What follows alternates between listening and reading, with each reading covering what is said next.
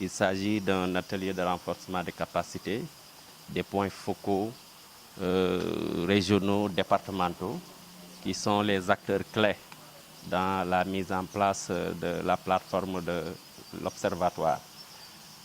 Au cours des 3 jours, la problématique relative à la maîtrise des outils de la plateforme va être présentée, discutée, pour permettre à ces acteurs de pouvoir les maîtriser. Deuxième chose, c'est que dans la plateforme, vous avez un certain nombre d'outils, un certain nombre d'informations qu'il faut savoir.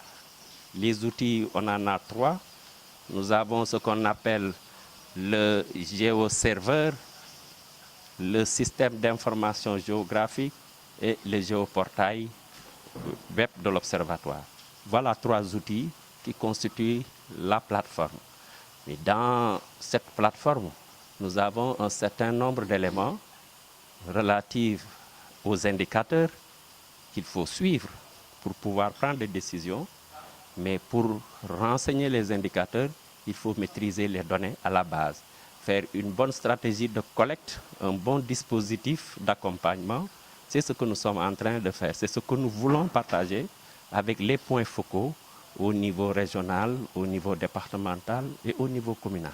Alors, depuis la création de cet observatoire national, justement où nous parlons, y a-t-il des difficultés que vous avez eu à rencontrer sur le terrain? Ah oui, vous ne pouvez pas imaginer un seul instant un outil, une nouvelle technologie que nous voulons mettre en place, que nous voulons porter à la disposition des acteurs et qu'on ne dit pas qu'il y a des difficultés. Il y a beaucoup de difficultés. Première difficulté, elle est relative à la maîtrise de l'outil en tant que tel. Vous savez, la plupart des points focaux ont identifié lors de notre dernière mission qu'ils ont des problèmes relatifs à la maîtrise des tableurs, notamment Excel. Dans la plateforme de l'Observatoire, l'outil informatique qui est, disons, le plus intéressant, c'est l'Excel. Si on ne maîtrise pas Excel, on ne pourra pas faire grand-chose dans la plateforme. Donc, un des objectifs de cet atelier, c'est mettre à niveau les acteurs sur l'utilisation de Excel. Deuxième chose, c'est la donnée en tant que telle, sa disponibilité. On a toujours dit, les données que nous avons, c'est des données pratiquement agrégées au niveau central. On peut prendre des décisions, mais la priorité, le secrétaire général l'a dit tout à l'heure, le préfet est revenu sur ça, c'est la territorialisation des politiques publiques. Qui dit territorialisation des politiques publiques parle de la maîtrise de l'information à l'échelle de nos territoires. Il faut permettre à ces acteurs de trouver la donnée, de pouvoir renseigner la plateforme. Si la plateforme est renseignée, les indicateurs sont fournis. Et si les indicateurs sont fournis, des décisions éclairées peuvent être prises. Donc c'est à travers cela que nous nous attelons. Une des difficultés, c'est aussi de faire de sorte que l'autorité locale, l'autorité administrative, la population, le citoyen lambda puissent accéder à l'information. Ce n'est pas évident parce que nous avons des difficultés sur l'Internet, par exemple. L'Internet n'est pas disponible partout. Des fois, c'est inaccessible. Et si on n'a pas Internet, on ne peut pas transmettre l'information de manière instantanée.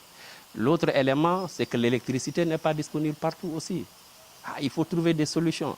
Nous avons appuyé quelques collectivités locales à avoir du solaire pour au moins permettre de recharger les téléphones mobiles quand l'électricité, quand ils en auront besoin et de pouvoir se connecter.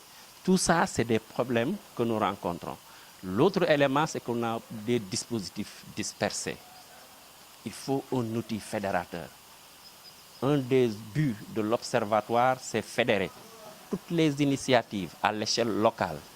Au niveau national, nous y sommes déjà.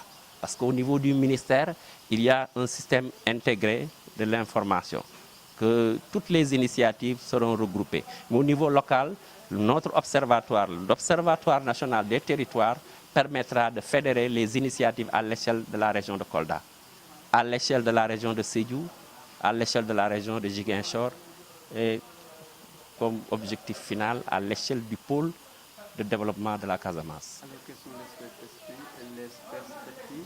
Bon, les perspectives, c'est après cette formation de mise à niveau, démultiplier ça au niveau des points focaux dans les communes de la région de Kolda, j'allais dire du pôle de développement de la Casamance. L'autre perspective, c'est accompagner ces points focaux sur, disons, l'acquisition de tablettes qui leur permettent de collecter l'information, la traiter, la faire remonter au niveau départemental, puis au niveau régional, à l'échelle du pôle et au niveau central. Il faut assurer cela pour que la chaîne soit complètement remplie. Nous travaillons dans ce sens. Nous sommes aussi en train de développer des partenariats avec les partenaires techniques et financiers qui interviennent dans le pôle Casamance de manière générale et notamment dans la région de Kolda. Il faut les fédérer autour de l'outil. Nous avons déjà mobilisé l'UNICEF qui va nous accompagner. Nous sommes en négociation très avancée avec le programme GOLD, gouvernance locale de l'USAID, qui aussi va nous accompagner. Nous comptons aussi élargir ce partenariat aux autres acteurs régionaux du pôle Casamance.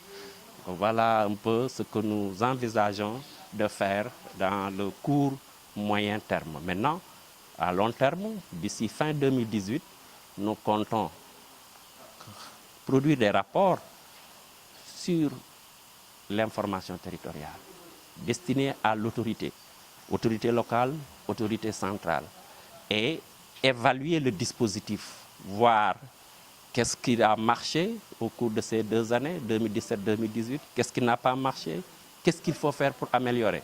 Nous travaillons dans ce sens-là. Et d'ici fin 2018, nous comptons élargir l'observatoire sur l'étendue du territoire national.